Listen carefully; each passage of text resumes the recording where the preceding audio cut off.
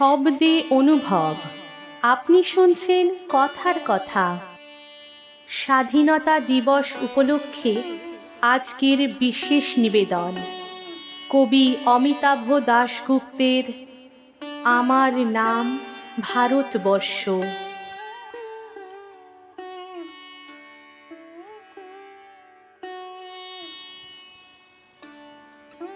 স্টেন গানের বুলেটে বুলেটে আমার ঝাঁঝরা বুকের উপরে ফুটে উঠেছে যে মানচিত্র, তার নাম ভারতবর্ষ।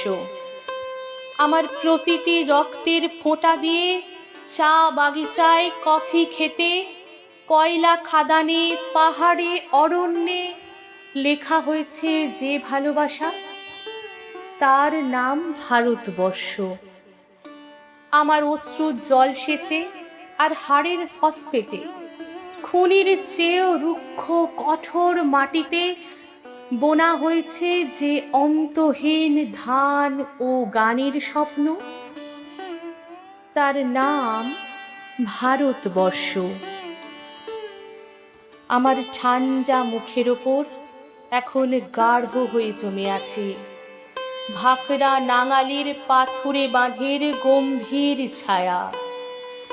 ডিগবয়ের বুক থেকে মায়ের দুধের মতো উঠে আসা তেলে ভেসে যাচ্ছে আমার সারা শরীর।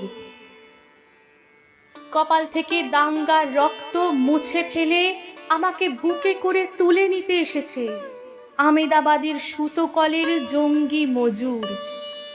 আমার মৃতদেহের পাহারাদার আজ প্রতিটি হাল বহনকারী বলরাম, প্রতিটি ধর্ষিতা আদিবাসী যুবতীর শোক নয়, ক্রোধের আগুনে দাউ দাউ জ্বলে যাচ্ছে আমার শেষ শয্যা।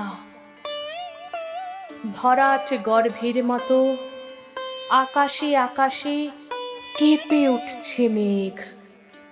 বৃষ্টি আসবে।